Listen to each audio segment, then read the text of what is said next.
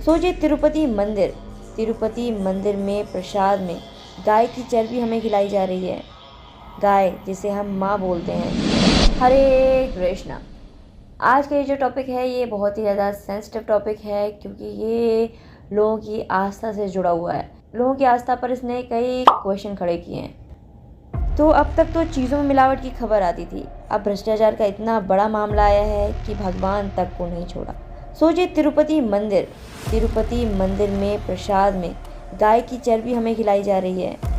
गाय जिसे हम माँ बोलते हैं, जिसमें 33 करोड़ देवी देवता वास करते हैं, जिसके नाम पर भगवान के धाम का नाम है गोलोक धाम।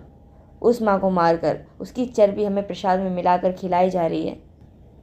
हमने भगवद गीता में पढ़ा है ना कि भगवान खुद कहते हैं कि हमें हमेशा प्रसाद खाना चाहिए। जो मुझे भोग लगाकर नहीं खाता वो सिर्फ और सिर्फ पाप खाता है।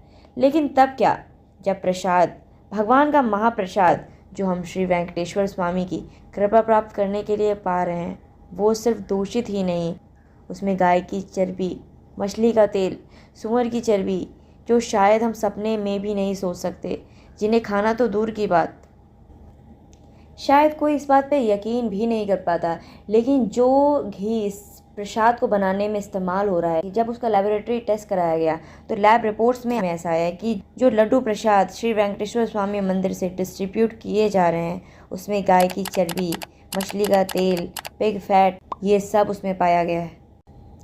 देखिए, ये सब डिपेंड करता है कि कौन उस भोग को प्रिपेयर कर रहा है, कौन उसे भगवान को ऑफर कर रहा है और कौन उसे डिस्ट्रीब्यूट कर रहा है। ये सब मैटर करता है। तिरुपति बालाजी मंदिर को जो कंट्रोल करती है वो है टीटीडी, तिरुमला तिरुपति देवस्थानम, और इस टीटीडी को आंध्र प्रदेश की गवर्नमेंट कंट्रोल करती है। वैसे तो भारत को एक सेक्युलर कंट्री कहा जाता है, एक धर्मनिरपेक्ष देश, लेकिन हिंदुओं के मंदिर को सरकार कंट्रोल करती है। जो भी टेम्पल्स में पैसा आता है वो डायरेक्ट सरकार के पास जाता है। और अगर हम बाकी धर्मों की बात करें तो जो मस्जिदें हैं, चर्च हैं, गुरुद्वारे हैं, उनके साथ ऐसा नहीं है। बाकी सब अपने धर्म स्थलों को खुद मैनेज करते हैं। आंध्र प्रदेश गवर्नमेंट जो हमारे टेम्पल्स को कंट्रोल करती है, उनमें जो भी मेंबर्स हैं वो खुद इन सारी चीज़ों को कंज्यूम करते हैं, इन सारी चीज़ों को खाते हैं। तो भला फिर उन्हें ऐसी चीज़ें करने में, ऐसी मिलावट करने में, ऐसी चीज़ों का सहयोग देने में कुछ गलत क्यों लगेगा भला? हमारे सनातन धर्म में तो प्याज लहसुन का भोग तक भगवान को लगाना वर्जित है। ये सब चीज़ें तो दूर की बात रहीं। ये जो ऐसी कंट्रोवर्सी चल रही है, ये एक साजिश है। हमारे सनातन धर्म, हमारी संस्कृति को भंग करने की पूरी कोशिश की जा रही है। अगर किसी और धर्म के लोगों को उनकी आस्था के खिलाफ कुछ अलग से खिलाया गया होता तो पूरी दुनिया में हल्ला मच गया होता, पूरी दुनिया इधर से उधर कर दी गई होती। हम सब जानते हैं कि हमें भगवान के विग्रह की सेवा करने के लिए कितनी प्योरिटी चाहिए होती है।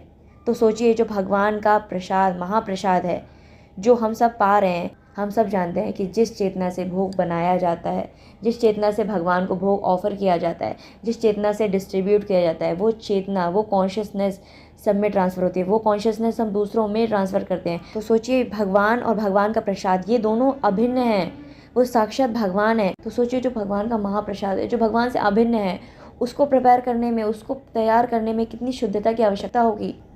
अब क्वेश्चन ये आता है कि हमने तो ये प्रसाद, भगवान का महाप्रसाद, भगवान की कृपा समझ के पा लिया, हमारा तो धर्म ही भ्रष्ट हो गया।